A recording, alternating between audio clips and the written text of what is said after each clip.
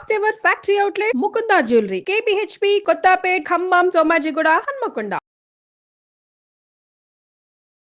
నమస్తే రమగారు. నమస్తే జయ.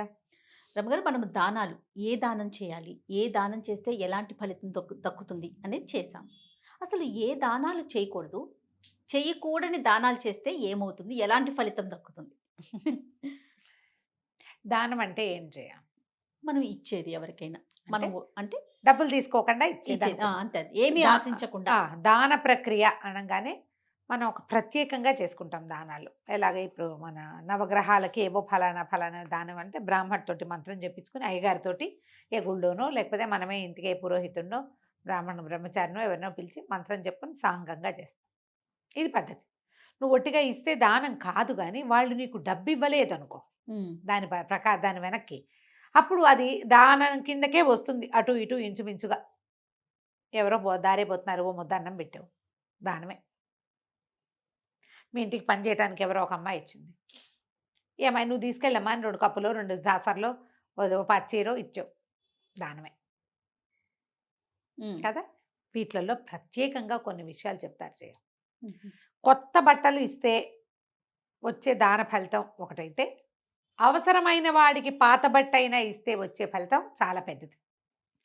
కానీ అవసరమైంది వాడు ఉన్నాడని పాతది చీకిది చిరిగిపోయింది నీకు ఉపయోగపడింది ఇచ్చావో రివర్స్ కొడుతుంది. అది వస్త్రదానం వల్ల వచ్చే జన్మలో ఐశ్వర్య వృద్ధి కలుగుతుంది. చిరిగిపోయింది ఇస్తే మనకి చింకి పాత్రలు కట్టుకునే జన్మ వస్తుంది. అమ్మో. చిరిగిపోయింది అయితే ఇది చిరిగింది ఉపయోగపడితే వాడుకో అని చెప్పాలి. నువ్వు చెప్పి వాళ్ళకి నచ్చితే ఓకేనా, ఇవ్వమ్మా పర్వాలేదు అన్నాడు అనుకో, నీ తప్పు లేదు. ఇంకా దాన పరిగ్రహీత ఒప్పుకోవాలి. ఇప్పుడు అలా కాదు, చింకిపాతే నువ్వు ఇచ్చావు, వాడి దగ్గర పావలా తీసుకున్నావు, నువ్వు ఇచ్చినట్టు కాదు వాడు పుచ్చుకున్నట్టు కాదు. ఇలా చెయ్యం మనం, చెయ్యం. చేయకుండా ఏం చేస్తాము, ఎవరో ఒకళ్ళకి దాన్ని ఆ చిరిగిపోయింది నేను కట్టుకోవట్లేదని, లేదా చిరిగిపోయిందని చెప్పిన, చిరిగిన దాన్ని కుట్టిచ్చిన మంచిది. ఇప్పుడు నువ్వే వెళ్తున్నారు, చాలామంది నడిచిపోతూ ఉంటారు, ఎవడో గోచుపాత రాయుడు కనపడతాడు, వాడికి చలేస్తుంది, ఒంటి మించి చొక్కా తీసి వాడికి ఇచ్చాడు అనుకో, వీళ్ళు అద్భుతమైన దానం అది. పైనున్న అంగవస్త్రం కానీ ఉత్తరీయం కానీ మన ఒంటి మీద నుంచి తీసిస్తే అది మురికైనా పర్వాలే, వాడికి బాధపడుతున్నాడని సిచ్యువేషనల్గా. అలా కాకుండా మనం ఎప్పుడో విడిచిన బట్టలు మాసిన గుడ్డలు సంచిలో చోట కుక్కి ఎవడైనా వాకిట్లో ముష్టివాడు ఓ బాటలు బాబు అంటే ఈ చెత్త వదులుతుందని ఇస్తావు చూడు, ఇంటెన్షన్, అప్పుడు పనికిరాదు. మళ్ళీ నీ చింకిపాతల జన్మే వస్తుంది. చేయకూడదు అట్లా. బట్టలు శుభ్రంగా ఉన్నవే దానం చేయాలి. ఏవైనా నువ్వు ఇచ్చేయదలుచుకుంటే విప్పినది ఇవ్వద్దు, ఉతికి పెట్టి ఇవ్వండి. ఎప్పుడు కూడా దుమ్ముగా ఉన్నది ఇవ్వకూడదు, దులిపి ఇవ్వాలి. ఇది లెక్క. చీపుళ్ళు దానం చేయకూడదు. చీపుళ్ళు దానం అంటే చీపురు దానం ఎందుకు ఇస్తామండి అని వస్తుంది వెంటనే ప్రశ్న. నువ్వు ఫ్రెండ్ కొనుక్కున్నారు, లేదా నువ్వు కొనుక్కొచ్చావు, చాలా బాగున్నాయి, ఏవో చీపు నీకు పంపిస్తాను పట్టు అని చీపురు పక్కింటి ఆవిడకో వెనకింటి ఆవిడకో మన క్లోజ్ ఫ్రెండ్కో పంపించద్దు. చీపురు రేట్ తీసుకుని ఇవ్వండి. అప్పుడు చీపురు అమ్మినట్టు అవ్వదు, ఏం పర్వాలేదు, అమ్మినట్టయినా పర్వాలే. దానం చేసినట్టు చేస్తే కష్టం. చీపురు లక్ష్మీదేవి, పొరపాటును కూడా ఇవ్వకూడదు అంటారు. కోపం వస్తుందట లక్ష్మికి, నన్ను ఇస్తున్నారా అనేసి. లక్ష్మి వల్లే, ఆ చీపురు వల్లే మన ఇంటికి శుభ్రత వస్తుంది. నీ ఇంటికి రావాల్సిన నన్ను అక్కడికి పంపిస్తున్నావు నువ్వు, నేను అక్కడికే వెళ్తానంటారేమో ఆవిడ. అంతే, ఇవ్వకూడదు. మనకి సాధారణంగా తెలుసు, నూనెలు మనం తీసుకోం, నూనె ఉప్పు పొరపాటును కూడా ఇవ్వకూడదు.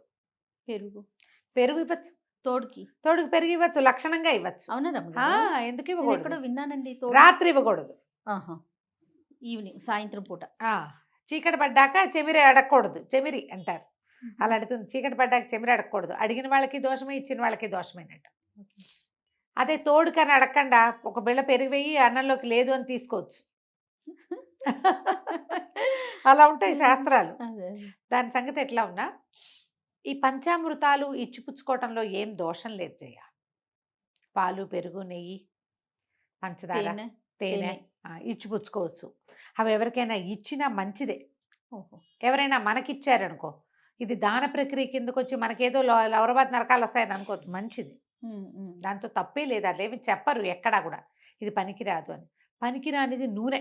వాడి నూనె తీసుకున్నావంటే వాడి దరిద్రం మన చేతిలోకి వచ్చేస్తుంది. అసలు చేతికి కూడా అందుకో నూనెలు మనం. అవునవును. అందుకోకూడదు. ఇంత ఖచ్చితంగా ఎందుకు చెప్తారంటే ఏదైనా చేసేస్తామేమో పొరపాటని నాశనం అయిపోతామని చెప్తారు. చేయకూడదు అది. పగిలిపోయే, విరిగిపోయే పదునైన వస్తువులు ఇవ్వకూడదు. దీని మీద ఒక విషయం చెప్తాను నేను. చాలా రోజుల నుంచి అనుకుంటున్నా ఇది చెప్పాలని. మనకి కజిన్స్, ఫ్రెండ్స్, క్లోజ్ రిలేషన్స్, అక్క చెల్లెళ్ళు, మన పిల్లలు, అక్కయ్యల పిల్లలు ఫారిన్ నుంచి అక్కడి నుంచి ఇక్కడి నుంచి వస్తారా, మంచి మంచి నైఫ్ సెట్స్ పట్టుకొచ్చి ఇస్తారు. స్పూన్లు, ఫోర్కులు పొరపాటును కూడా ఫ్రీగా తీసుకోకండి. ఫ్రీగా తీసుకోవద్దు. నేను చేసే ఆ పొరపాటు, అందుకనే చెప్తున్నా క్లియర్గా.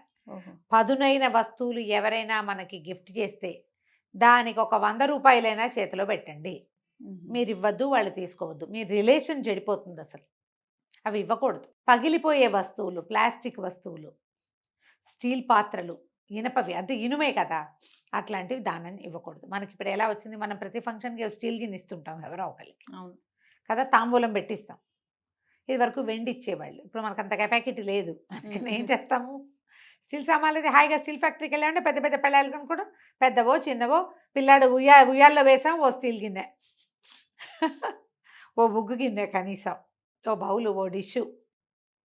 దీనికంటే అథవా ప్లాస్టిక్, అది భూమిలో కూడా కలవదు, ఎక్కువ కాలం వాడుకొని కూడా వాడుకో.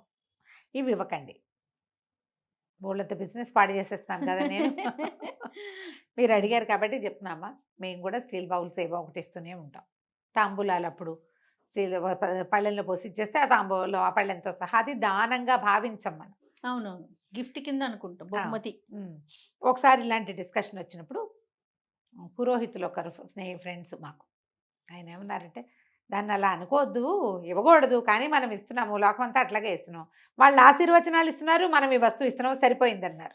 చెల్లికి చెల్ల ఇంకా అలా అనుకోవాలి. లోకం రీతి ఏ రకంగా నడుస్తుందో మనం ఆ రకంగా వెళ్ళాలి. ఇప్పుడు రీతి అది అంతే. ప్లాస్టిక్ అవాయిడ్ చేయండి పోనీను. స్టీల్ పాత్రలు అవి వాడుకుంటాం, దేవతా మందిరాలు పెట్టుకునేందుకు చిన్న చిన్న ఇంతంత మంది ఇత్తడి బౌల్స్, పూల సజ్జాలు, పూల బుట్టలు. మా కజిన్ అక్కయ్య కొడుకు వాడు ఏదో పార్టీ అప్పుడు ఇంత పువ్వుల సజ్జ ఎంత ముద్దుగా ఉందో, చక్కగా బరువుగా కూడా ఉంది. పువ్వులు ఏవో పెట్టుకుని వాడుకుంటాం, అది కొంచెం పర్వాలేదు అనిపిస్తుంది. కానీ ప్లాస్టిక్ లాంటివి పగిలిపోయేవి, పదునుగా ఉండేవి ఎప్పుడూ ఇవ్వద్దు. కట్లరీ గిఫ్ట్లు ఇస్తాం మనం అందరికి, చాలా మందికి గ్లాస్ బౌల్స్, గ్లాసులు. అవును. తర్వాత ఏమో ఈ పింగాణివి, లావపాల కప్పులు. అవును. ఇవన్నీ కూడా అంత మంచిది కాదని చెప్తారు. మనం లోకాన్ని అనుసరించి, లోకరీతిని అనుసరించి ఈ రోజున లైఫ్ స్టైల్ ఎట్లా పోతుందో దాని వెనకాల పడిపోతాం. కాబట్టి వీటి సంగతి ఎట్లా ఉన్నా ఈ చీపుళ్ళు, పాత బట్టలు, ఇనప వాళ్ళకి పనికిరాని వస్తువులు, వాటి దగ్గర జాగ్రత్తగా ఉండండి. కారాలంటే ఘాటుగా ఉండే పదార్థాలు దానం ఇవ్వకూడదు. దానం ఇవ్వకూడదు. పచ్చళ్ళు అవి పెడతాం, మరి పని వాళ్ళకి పచ్చళ్ళు పెట్టి ఇవ్వమా మనం? ఇస్తాం కదా. అది అన్నంలో కలుపుకోవడానికి వీలయ్యే వస్తువు కాబట్టి, తినబుల్గా ఉంటుంది కాబట్టి పర్వాలేదట. కారం ఇవ్వకూడదు, మిరియాలు లాంటివి ఇవ్వకూడదు. అట్లా కొన్ని చెప్పబడతాయి. ఇక మిగిలినవన్నీ మనం ఏదో చేస్తూ ఉంటాం. ఎప్పుడు కూడా పాడైన అన్నం, పాతపడిపోయిన పచ్చళ్ళు, పనికిరానివి, మనకు పనికిరానిది ఇంకోళ్ళకి పనికి వస్తుందని అనుకోవద్దు. అది చేయొద్దు. దెబ్బలా కొట్టండి దాన్ని, ఏ కుండీలో పడేసినా ఉంటుంది. పాడైపోకముందే ఏ కుక్కకో ఎవరికైనానో అన్నం పెట్టేసేయండి. అన్నం వేస్ట్ చేయకూడదు. కానీ పారేయలేము కదా, పారేయకూడదని వారేద్దామని ఎవరికైనా పెడితే పాడైపోయిన అన్నం తింటూ వాడిని ఎన్ని శాపనార్థాలు పెడతాడు. ఒక్క బుద్ధ నోట్లోకి వెళ్ళినా చీ పాడైపోయింది అని మనని వాడు ఎన్ని తిట్టచ్చో ఆలోచించండి. మనమేం చేస్తాం ఆ పరిస్థితిలో ఉంటే? అదే అవతల మనిషి కూడా చేస్తాడు కదా. అందుకని పొరపాటును కూడా నిలవబడిపోయిన ఆహార పదార్థాలు కానీ, అన్నాలు కానీ దానంగా ఇవ్వబోకండి. అది చాలా ప్రమాదం. మనకి రౌరవాది నరకాలు వస్తాయి. జయ, ఏంటి రమ్మగారు ఒకటి చెప్పండి. ఒకటి చెప్పనా? ఇలాంటి పనులు చేస్తే పందికొక్కులాగా పుడతాం మనం. వాటి జీవితం ఎక్కడ ఉంటుంది? పాతాళంలో ఎక్కడో ఎక్కడో ఎక్కడో. ఎప్పుడు భయపడుతూనే ఉంటాయి అవి. వాటి భయంగానే ఉంటుంది. ఎలికలు, పందికొక్కులు, కాకులు, ఉపయోగపడని వస్తువులు, పాత బట్టలు దానం చేస్తే కాకిలాగా పుడతారట, మన ఎవరో చెప్పారు. ఎందుకంటే పాత గుడ్డతోటి కాదు, అది చిరిగి చీకిపోతే ఆ, అది వాళ్ళకి వాళ్ళకు పనికి కూడా రాకపోతే వాళ్ళకు కూడా పనికిరాని గుడ్డలు దానం చేస్తే మన కాకి ఏం చేస్తుంది, పనికి మాలిన వస్తువులన్నీ పట్టుకుపోతుంది. అవును. ఇప్పుడు మన కాకులు చూటల్లో చేయ మేము చిట్టుకుడులో చిన్నతనంలో చూస్తాను, సబ్బులు పట్టుకుపోయేది, సబ్బు కనపడిందంటే పట్టుకెళ్ళిపోయేది, తిందు చావదు, ఎక్కడో పడేస్తుంది. ఆ. స్పూన్లు అంత అంతంత నేతి గిన్నెలు ఉండేవి మా ఇంట్లో. మా నేతి గిన్నె ఎప్పుడు పక్క వాళ్ళ తోటలో ఉండేది. బాధ చెట్టు మీద కూర్చుంటే నేతి గిన్నె ఏం చేసి నేతిలో గిన్నెలో ఇంత అడుగుని ఇంత నల్లకంత నెయ్యి ఉంటుంది. ఆ ముక్కు పెట్టి ఎట్లాగో ఇట్లా ఇట్లా తోసి ఎక్కడో వదిలేస్తుంది. 3-4 రోజుల తర్వాత వాళ్ళ దొడ్లో కనపడేది, నూతులో పడేసేస్తాయి వెళ్తూ వెళ్తూ. అవును. చెంచాలు ఎత్తుకుపోతాయి, సబ్బు పెట్టెలు ఎత్తుకుపోతాయి, ఏటో ఎత్తుకుపోతూ ఉంటాయి. ఏం ప్రయోజనం చెప్పండి? ప్రయోజనం లేని దానం చేస్తే మీకు అది వస్తుంది. చాలా భయంకరంగా ఉండే రమ్మగారు. కాకి చాలా మంచి గొప్ప పక్షిగా చెప్పుకుంటాం మనం, అదే పిండాలు తింటుంది, అదే భవిష్యత్తు, అవన్నీ కరెక్ట్. కానీ దాని బతుకు దుర్భరమే, అదన్నీ ఇట్లాంటి పనులు చేస్తుంది. కాబట్టి జాగ్రత్తగా దానాలు చేయాలి. గుట్ల గూబలు గాను, కాకులు గాను, ఎలుకలు గాను, పంది కుక్కలు గాను, దైవ ద్రవ్యం తినవాళ్ళు కుక్కలుగా పుడతారట, ఊర కుక్కగా. ఎందుకు వచ్చింది చెప్పు? వద్దు రమ్మగారు. అందుకని జాగ్రత్తగా ఉంటే సరిపోతుంది కదా. 100%. మంచి వస్తువు దానం చేయండి అమ్మా. ఏదైనా మంచి పళ్ళు, పువ్వులు, కాయలు, తినగలిగే పదార్థాలు, వాడు కూడా బయట పారేసేలాంటివి ఇవ్వబోకండి. Yes. మనకే మంచిది కాదు. అంతే కదా.